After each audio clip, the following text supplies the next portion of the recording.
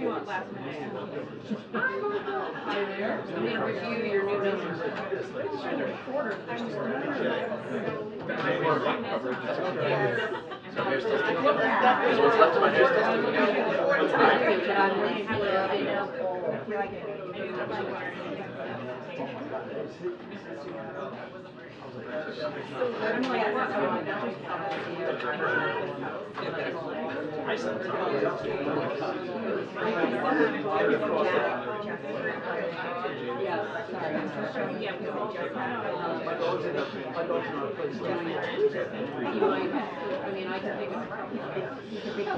Hi. Somebody on my staff says it smells like a new car in here, and they were not wrong. You say that one time? Kick the tires? Okay. You guys look amazing in the new chairs in here in this refurbished press briefing room. But I also, in all seriousness, I also wanted to shout out to everyone who moved heaven and earth, literally heaven and earth. If you saw what this place looked like on Saturday, you'd be shocked to really get this done as quickly as possible. So from construction workers, the crew, to the White House and GSA staff, to your WHCA leadership, Tam Keith, who is no longer the president, as you know, but we now have Kelly O. So thank you so much, Kelly O'Donnell, to be more precise. So this was a big undertaking, and the room looks amazing and it looks great. So congratulations to all of you, and thank you for that. All right, so a couple of things at the top before we get started. So wanted to turn to some big news, as you all heard from us, that we're going to be doing this week, actually tomorrow, on the 82nd anniversary of Emmett Till's birth. President Biden will sign a proclamation to establish the Emmett Till and Mamie Till Mobley National Monument in Illinois and also in Mississippi. The new monument will protect places that tell the story of Emmett Till's too short life and racially motivated murder, the unjust acquittal of his murderers, and the activism of his mother, Mamie Till Mobley, who courageously brought the world's attention to the brutal injustices and racism of the time, catalyzing the civil rights movement. The monument will include 3 separate cities in 2 states, as I mentioned, including Robert Temple Church in God in Christ in Bronzeville, a historically black neighborhood on Chicago's South Side, where thousands of people gathered to mourn and bear witness to Emmett Till's death in September of 1955. In Mississippi, the monument will include Grable Landing, which is believed to be the site where Emmett Till's brutalized body was pulled from Tallahatchie River. The third site is the Tallahatchie County 2nd District Courthouse in Sumner, Mississippi, where Emmett Till's murderers were tried by an all-white jury and wrongfully acquitted. This will be the president's 4th new national monument since taking office. The designation reflects the Biden-Harris administration's work to advance civil rights and commitment to protecting places that help tell a more complete story of our nation's history. And it comes at an important moment. Let's not forget what we have seen these past several months as we witness extreme officials in Florida and across the country lie about American history. The most recent example, shamefully promoting a lie that enslaved people actually benefited from slavery. It's inaccurate, insulting, it's hurtful, and prevents an honest account of our nation's history. In Jacksonville on Friday, you heard from the Vice President Harris, and she said, this is an attempt by extremists to push an agenda that continues to attack Americans' freedom to learn our true and full history, and it will not stand for it. We will not stand for it.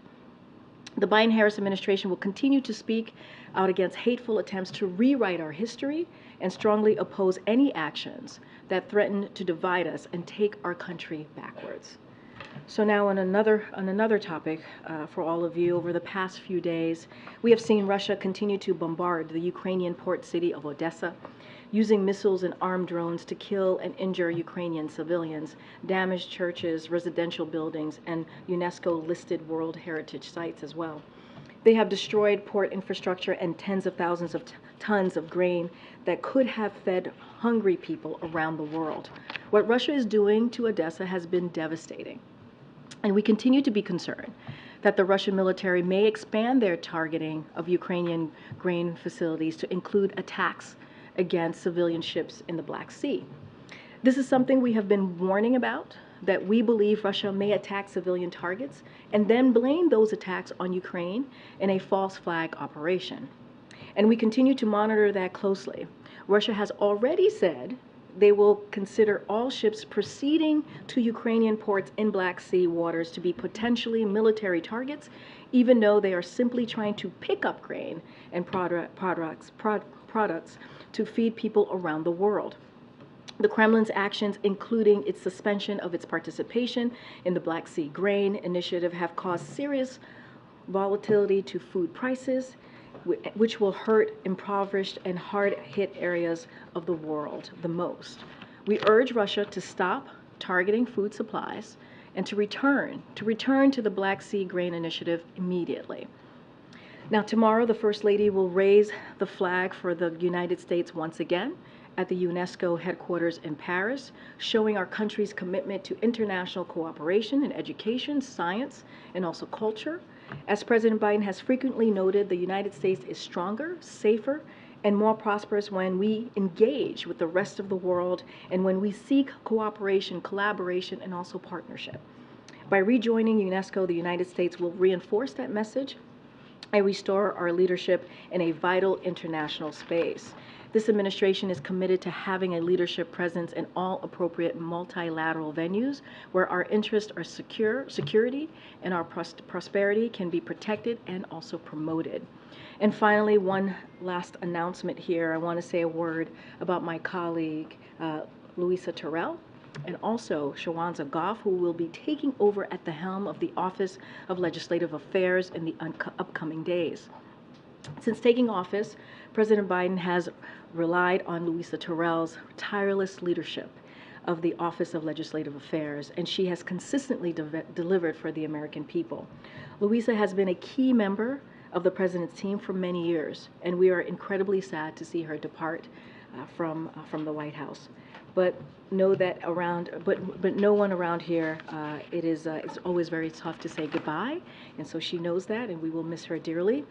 Today, as you all know, the President is proud to announce that Shawanza Goff, a day one member of our team, will serve as Assistant to the President and Director of Legislative Affairs. Shawanza has strong relationships across both chambers and both sides of the aisle, forged over more than a decade on Capitol Hill. She will be the first African-American woman to serve as White House Director of Legislative Affairs, and we know that her experience, instincts, and deep respect for Congress will continue to serve our administration and also the American people as well. With that, Amr, did I put you to sleep? What's going on? No, you're talking. I'm trying to just keep up with all your stuff. I'm just teasing. I'm totally teasing you. So these seats are quite comfortable. Oh, see, that's what it is. It's not me. It's the seat. I got you. Okay.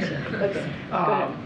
On Israel, in your statement earlier today, I think you shared the administration's disappointment, but I was wondering what, if any, impact the vote will have on U.S.-Israeli relations, both in the near term and long term, and specifically in the near term. Is the president still planning to meet Prime Minister Netanyahu sometime soon? So as you know, to your last question first, the president spoke to the Prime Minister last week on the phone ahead of President Herzog's visit to D.C., and they had made a commitment to see each other later this year. I just don't have a date. Both teams are certainly working on trying to figure out a time to make that happen. But to your first question, Amr, look, our decades-long partnership is ironclad. That continues to be the case. Our commitment to Israel's security is ironclad. And one of the things that you've heard us say before, and I'll reiterate, the core of that relationship is certainly on democratic values, shared democratic values and interests, and that will continue to be the case. President Biden has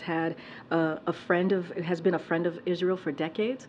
It is a personal relationship. It is a lifelong friend of Israel, as I mentioned in my statement that came out moments ago, and we are going to continue to engage our Israeli counterparts to try and strengthen that special bond, and that certainly will be the plan going forward.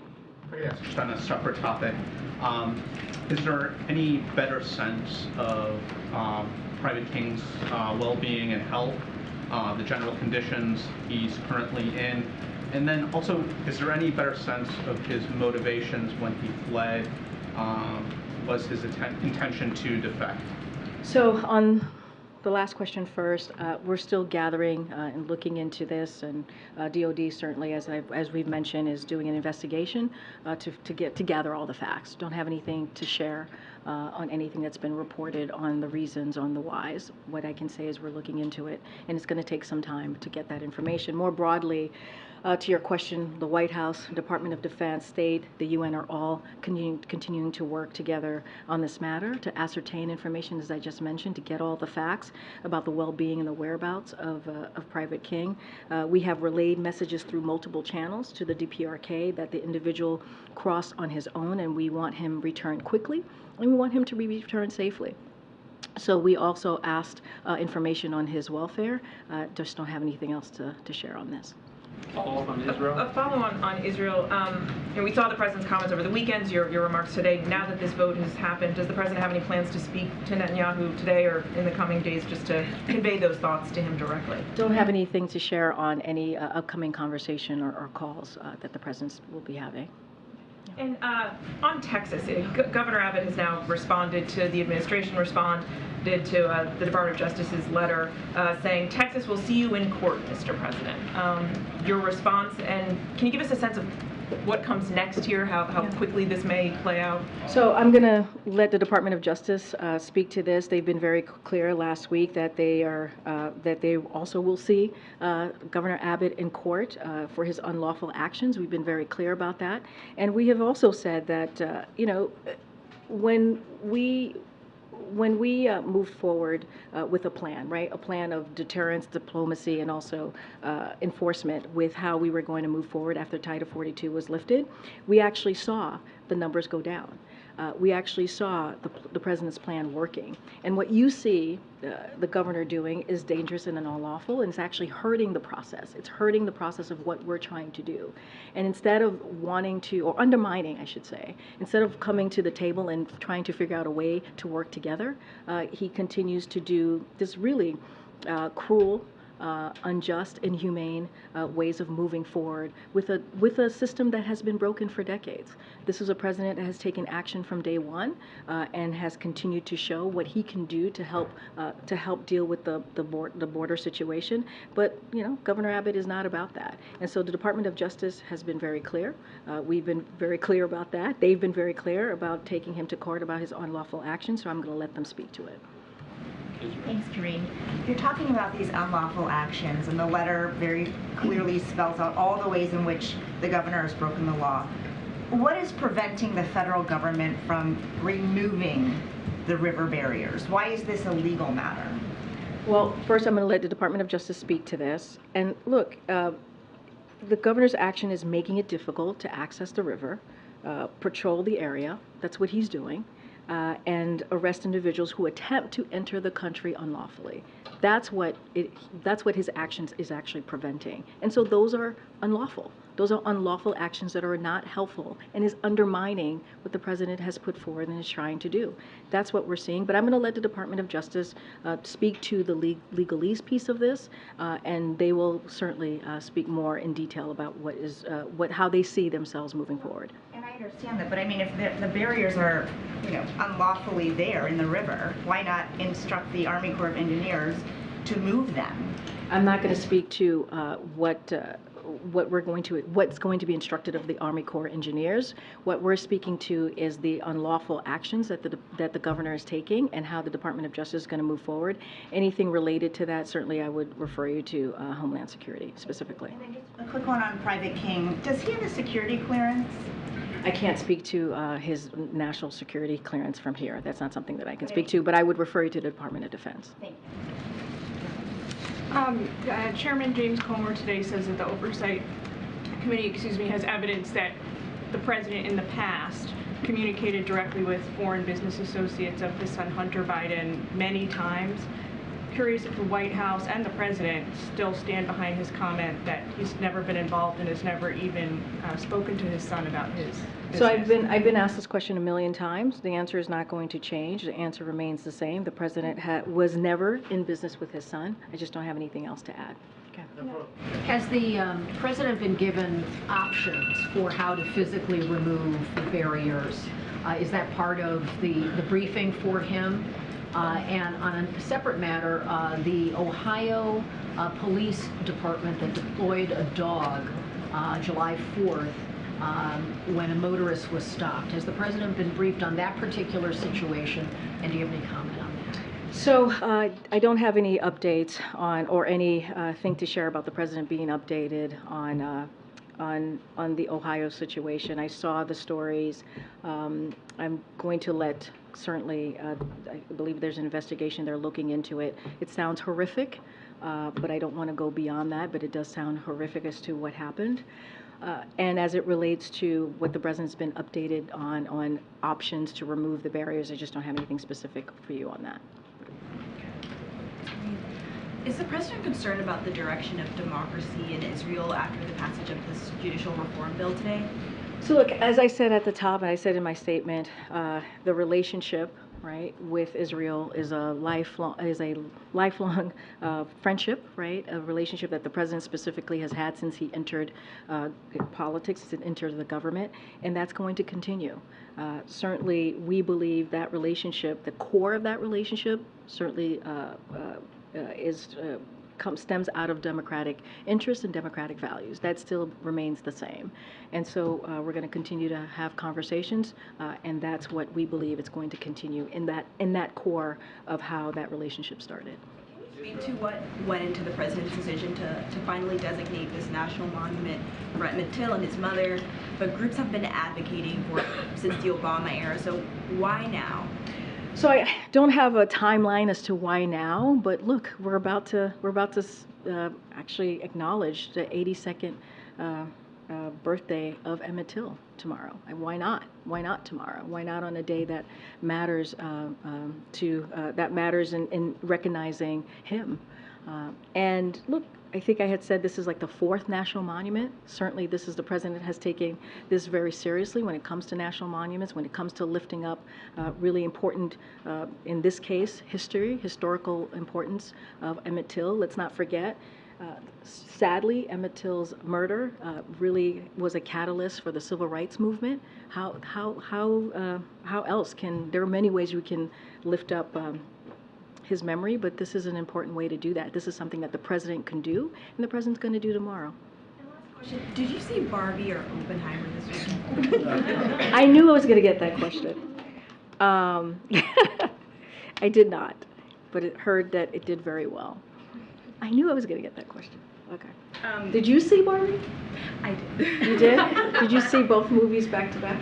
I'm more of a Barbie person, so just Barbie. Okay. All right. Karine, I wanted to ask about the meeting with Netanyahu. I know you had said there's still conversations on organizing that, but will the vote here impact whether or not he will be invited to the White House specifically?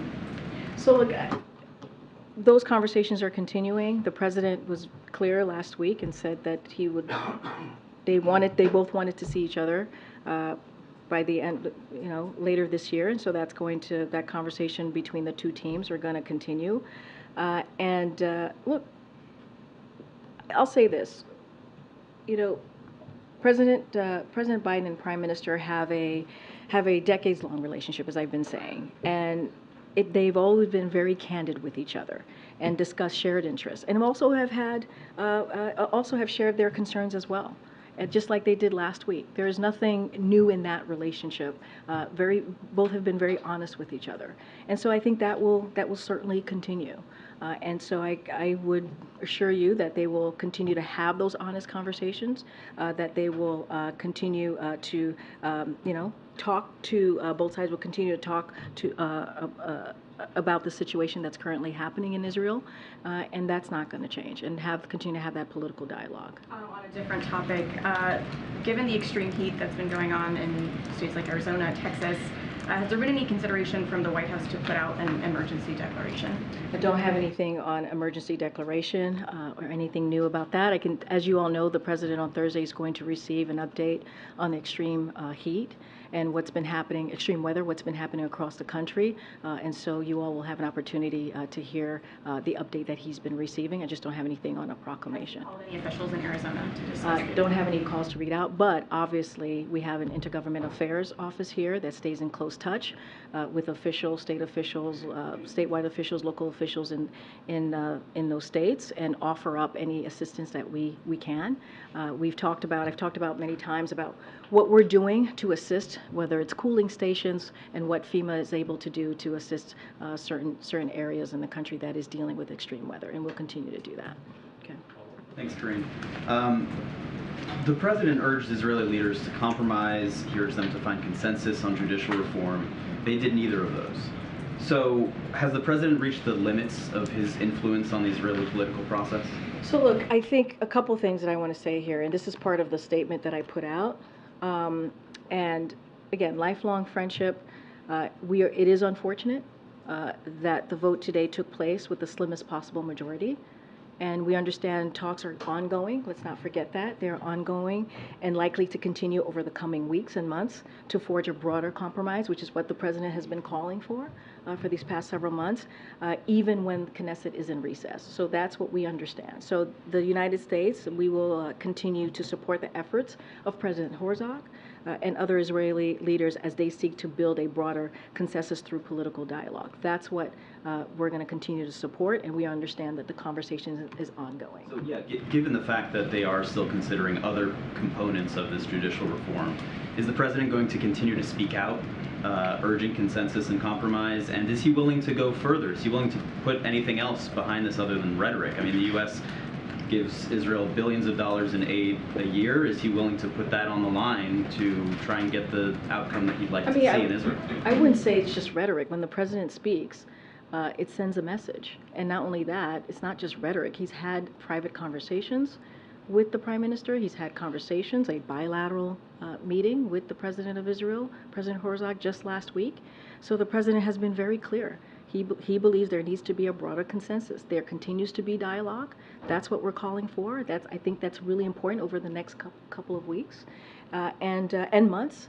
And so that's what we believe, we understand is going to happening or is happening, and we're going to continue to support those efforts. And does the president intend to nominate a new ambassador to Israel? I believe the most recent ambassador, Tom Knights, just ended his tenure. There's a chargé currently in charge. Does he have any plans to nominate someone, given everything that's unfolding? Yeah, I understand the question, just don't have anything new to share at this time. And lastly, on another quick topic, does the president still believe that that UPS and the Teamsters will reach an agreement to avert a strike? So look, they have had some progress in their negotiations and their conversations, which is really important. They're going back to the table. They're going back to negotiating tomorrow, which also is very important. So we are hopeful. We are optimistic on this issue. Okay. A couple questions following up on Texas. Is there anything that the White House thinks that it can do about the razor wire and the barriers aside from this threatened legal action that the Department of Justice has sent to the state of Texas? So look, we've been very clear. What Governor Abbott is doing is undermining what we're trying to do. A plan that the president has put forth after Title 42 lifted that has been pretty effective. Right, we've seen the numbers of unlawful entry go down. That's what the data shows, and he continues to undermine that. And so, Department of Justice is the place to go. Right, this is a legal issue, and they're going to deal with this, and we'll let them speak to this more directly. Two other quick things on this. So the letter, one of the things that Governor Abbott said was that the president's open border policies are encouraging migrants to risk their lives by crossing illegally through the water instead of safely and legally at a port of entry. He said that it's been under your watch that migrants have suffered an unprecedented crisis of inhumanity. What is the White House's response to that part of the letter? But Governor Abbott he's not moving forward in good faith. He's just not. There's no good faith effort here in what Governor Abbott is doing. And the only person, the one person that is sowing chaos is Governor Abbott. That's what he continues to do, political stunts in an inhumane way.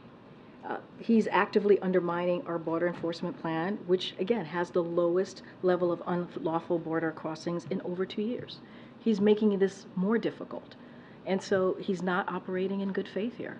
That's my answer. And lastly, you had said that they could just come to the table potentially and talk about this. When was the last time that President Biden tried calling Governor Abbott? Let's be very clear.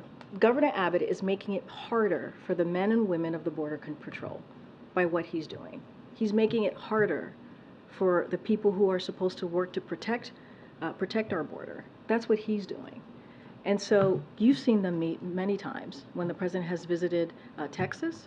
And so, you know, I get the question, but he's literally operating in bad faith. That's what this governor is doing. While we're trying to fix and deal with an issue, a broken system, an immigration system that has broken for decades, and he's undermining it. Go ahead, Karen. Does the administration have any response to North Korea launching 2 ballistic missiles today? So a couple things on that, on the launch from us. We certainly condemn the DPRK's ballistic missile launches. These launches are in violation of multiple United Nations Security Council resolutions and pose a threat to the DPRK's neighbors and the international community. We remain committed to a diplomatic approach to the DPRK and call on the DPRK to engage in dialogue. Our commitment to the defense of the Republic of Korea and Japan remains ironclad. If I could just go back to the Heath briefing, since it's on his public schedule already for this week, can you give us any more guidance on who will be giving him that briefing? I don't have any more details. Certainly, as we get closer to Thursday, we'll provide more information. Okay, Jeff. Jeff, I haven't seen you in a while. Here I am. Oh, welcome. Welcome back.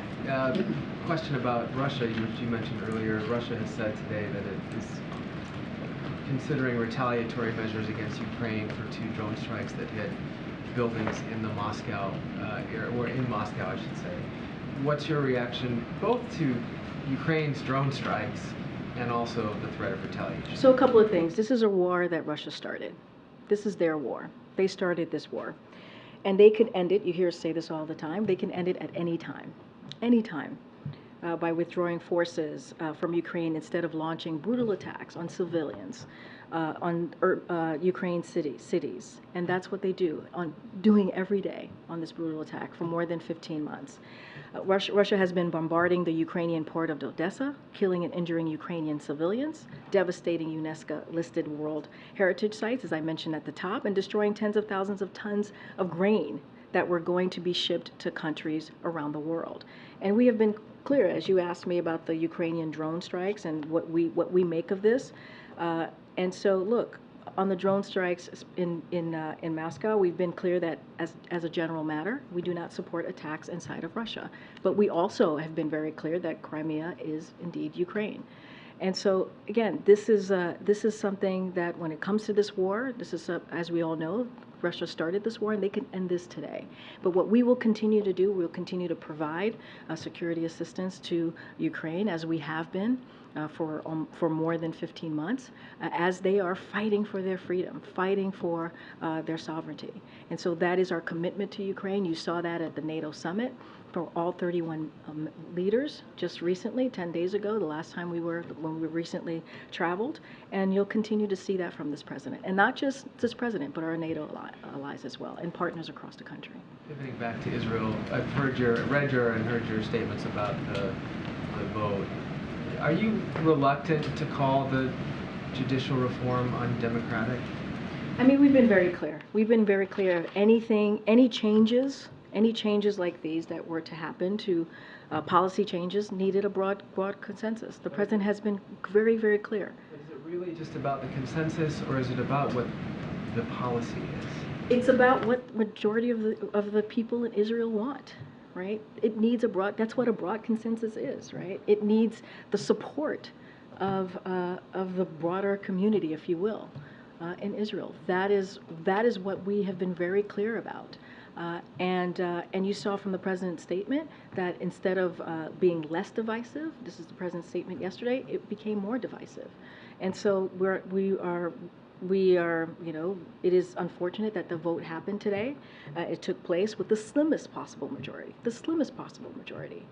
And so, look, as we understand it, it's going to be ongoing. There's going to be continued talks over the next couple of weeks, over the next couple of months, and that's what we want to see.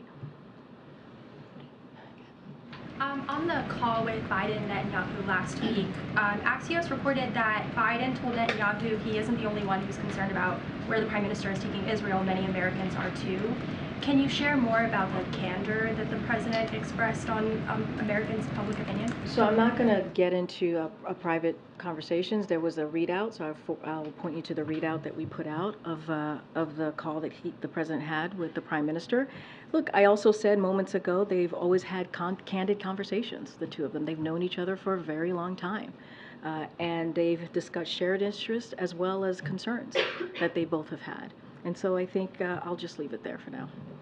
Okay. Thank you. I have a question about Guatemala, but first on Spain. There were general elections yesterday, and the two major parties did not win enough seats in the parliament to form a government. So I was wondering if you had a comment on the results, and specifically if the United States is concerned about political instability. So we congratulate the people of Spain on their elections yesterday. The United States will continue to work closely with any government that emerges from the electoral process, as we have worked with Spanish governments in the past to advance our shared goals and mutual interests. Guatemala, sorry. Do you have any comment on Guatemala, on the recent events, and specifically on the the police raid, that took place on Friday on one of the offices of the candidates to the presidential elections? In Spain? No, for Guatemala. Oh, Guatemala. Sorry. No worries. I thought you were still asking about Spain. A couple things there. So, look, we are deeply concerned by ongoing efforts to interfere with the elections in Guatemala. Guatemalans deserve the right to vote for their preferred candidate between the certified winners of the first round of elections on June 25th without any interference. Threats to arrest election officials or party officials threaten to undermine Guatemala's democratic process. So we're closely monitoring the developments with our regional partners and international organization ahead of the August 20th runoff. Guatemalan authorities can show leadership by ending this assault, on the basic democratic freedoms of the Guatemalan people, and the world is indeed watching. Go ahead, April. Karine, a couple of questions. This announcement by the President tomorrow is dropped right in the midst of this racial and political dynamic, as you will. Mary Frances Berry, the former head of the U.S. Commission on Civil Rights, said this is not the first time that the history and the truth of Black America has been obscured, had revisionist history, and as you said, lied on. How do you marry these two moments with the President's announcement tomorrow, as there are those who believe, one, that African American history has been lied on, propagated by this administration? How do you make this a significant moment, as it was in history, for those in this moment who don't believe it? So the President has made it very clear. We cannot pick or choose our history. We can't. We should learn everything about our history, the good and the ugly. The President has said this over and over again, right? And he's made that very clear. When you think about the National Monument, it tells the story of events surrounding Emmett Till's murder, right? And I said this earlier. It was a significant event, a sad event that led to the Civil Rights Movement. And we need to continue to tell that story, tell his story, and not just his story, the story of his mother, and what she tried to do to make sure that what he went through was not lost. And so, as we talk about the Civil Rights Movement, as we talk about Emmett Till's story, this is American history. And it is the broader story of Black oppression, the survival and the bravery in America, all of that is connected. And so, yes, it's an important moment. You're going to hear directly from the president tomorrow. So I would certainly say to you to tune in. He'll speak to this more specifically and more directly. And so what I can promise you is that this administration is certainly committed to making sure that we tell America's and this nation's complete story. And that's what you've seen from this president over and over again. So how do you plan to do that beyond tomorrow? Because this is not stopping from Florida to everywhere else. How do you plan to continue to tell this story? As again, there are still segments of society who either want to hear it or believe it's a lie. So a couple of things. You heard from the vice president directly, right? She gave a very forceful rebuke of what is going on in Florida under that governor's leadership. And so that's something that you're going to continue to hear. You're going to continue to hear from this administration speaking out and being very clear about how dangerous that type of rhetoric is to our country and to our history. So you'll hear that. I think tomorrow is an important moment coming from this administration, showing and lifting up a story of Emmett Till by acknowledging, making sure we continue to acknowledge what he went through. The event that happened, again, led to the civil rights movement. And so that monument is important. I think it's important for the president to be able to do this, the fourth one in his administration. So you'll hear directly from the president, and he'll continue to speak to this. One of the 4 crises that he talked about when he walked into this administration was racial injustices, what we were seeing in this country, and how we needed to continue to fight, and we needed to continue to uplift what we're seeing across the country over the past couple of years, not just a couple of years, but over what we have seen over the past decades. And so this is a president that doesn't shy away from that and is going to continue to speak up. My last question on HBCUs. The HBCU White House Council is expected to meet and issue a letter for the president this week. And the way I understand it, they were pulling it together before the Supreme Court decision on affirmative action admissions. And also understanding a large component of it is about capacity. Is the president concerned about capacity for historically black colleges and universities that is already struggling with this influx of students, and now more so because of the decision by the U.S. Supreme Court on affirmative action admissions? So a lot there. Look, we're going to continue to monitor, to your point about capacity. Certainly we're going to monitor that closely. As you stated in your question there to me, April, this is we had already seen record applicant increases before the Supreme Court decision on affirmative action. So that's something that we had seen, as you mentioned. And what I can say is that the vice president, the president certainly, of course, is committed to doing everything that we can to assist HBCUs. As you know, we've awarded a historic amount of funding to HBCUs, about $7 billion. I think that shows our commitment to making sure that HBCUs continue to thrive and they have the resources that they need. But as it relates to increase of applicants, we're certainly going to continue to take a look at that closely. And I'll just add, we have the White House of Public Engagement here, and who is going to continue to remain in close contact with HBCUs as we have the last 2 years. Got any? I have 2 questions about the Global South. First of all, the Russia-Africa Summit is happening this week. President Putin has offered to African countries a low-cost grain deal, selling them cheap grain from Russia. Is that a solution that the White House would support to get around the expiration of the grain deal, or would you like to see these countries agitate for a full return of the grain deal? And look, I mean, I've been very clear at the top that Russia needs to go back to the agreement that we had on the grain deal. I mean, that's what I said at the top. That's what we want to see. That's the solution. That's the answer. That's what we are going to continue to call for. Cool. All right. So Algeria and Egypt, which are 2 partners of the U.S., the First Lady visited both recently, have applied to join BRICS, which, as you know, is Brazil, Russia, India, China, South Africa, and represents kind of a non-alignment force that stands against kind of Western hegemony. So how do you feel about this development? Do you welcome this? So we have a couple of things here. First, I would refer you to the countries to speak on their own about their diplomatic engagement. That is something that they should certainly speak to that on their own. For our part, we lead in our engagement with an affirmative agenda focused on demonstrating the benefits of our governance and economic models. U.S. policy does not ask our partners to choose between United States and other countries. We have repeatedly emphasized that the U.S. does not want to limit countries' partnership with other countries, but we want countries to have choices on how to deliver results to their citizens as well. I'll also add, we've talked about this a couple times already, that Russia will be forced to explain itself when it meets with African countries about why they decided to stop participating in the Black Sea Grain Initiative, as you just asked me moments ago. Like, that's what we want to see. We want them to get back into the initiative, the Black Sea Grain Initiative.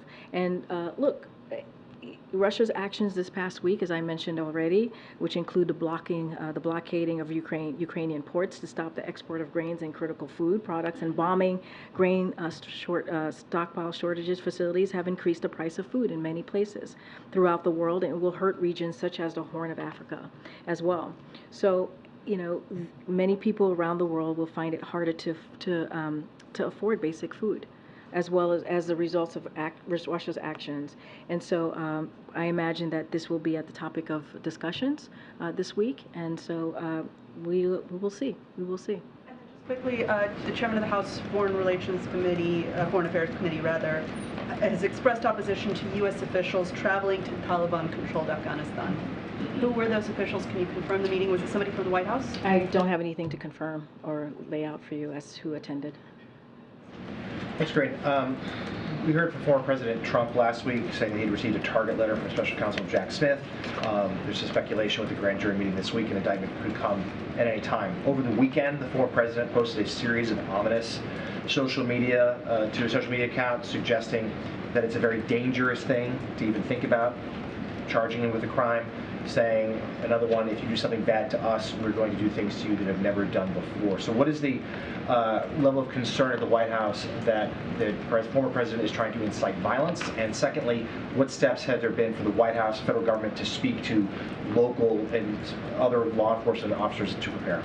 So look, first I'm going to be very careful. As you know, Donald Trump is a candidate, as we all know, for 2024, so not going to speak to those comments directly, but I can say that you know, the president is and the administration is always kept abreast and is always going to be ready for anything that might occur or may occur, and certainly we are always keeping a close eye, but I'm just not going to speak directly to what the former president has tweeted over the weekend. Yeah, thanks, Karine. So I want to ask you about appliances, but first, this is a big week for the economy. The Federal Reserve will likely raise rates again on Wednesday, putting the interest rates into a range we had for 2007. So are high interest rates and about 2% growth a side effect of Bidenomics? I'm just not going to get into what the Federal Reserve is going to make a decision on or not. They are independent. I'm not going to get into hypotheticals from here. They have the independence we give them the independence to make sure that they make monetary decisions on their own. How about Bidenomics and high interest rates then? Look, what I can say is Bidenomics is about making sure that we build an economy that doesn't leave anybody behind, right? When you see the data, when you see that inflation has indeed come down, has come down the last 12 months, and that's important. That's what the data has showed. That is important, and also while wages are going up. And so this is Bidenomics at work. This is the president's policies, making sure, again, that we build an economy from the bottom up, middle out. I'm not going to get into the Federal Reserve, the decision that they may or may not make. That is up to them. They are independent. On appliances, so from this administration, we've seen them go after gas stoves, air conditioning units with regulation, refrigerators, washing machines, dishwashers, now water heaters. How many more home appliances will Americans eventually have to replace then because of regulations? So just to be clear, when it comes to water heaters, and it is proposed, what has been put forward, and if it is enacted, it would not take it into effect until 2029. So let's not forget that. So we want to make sure that we have the facts out there. And if and when it is enacted, it's going to help consumers save about $11 billion a year. That's what the president wants to do. He wants to make sure that we lower costs for the American people. That's why the Inflation Reduction Act is so important, right? Because it's going to provide up to $2,000 in credit as it relates to energy. So those are the things that the president is focused on. But again, if enacted, it wouldn't be enacted until 2029. And if it is enacted, to add to that, consumers would save $11 billion a year. So my toaster is safe. The administration has been very forceful in denouncing the efforts to restrict and revise history in some cases, but has it explored going further?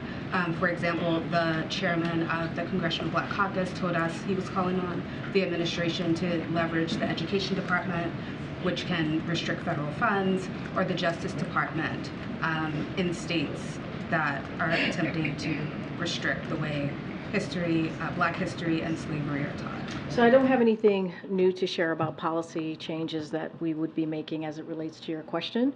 What I can say to you is that this is a president that has shown his commitment over the last 2 years when it comes to education, even when it comes to when the affirmative action by SCOTUS when that decision was made. You heard directly and specifically from this president. You've heard from the vice president in Florida. So we have been very vocal, very clear about where we stand when it comes to either affirmative action, when it comes to banning of books, when it comes to putting forth a teaching curriculum that is indeed dangerous. That is dangerous to our American history.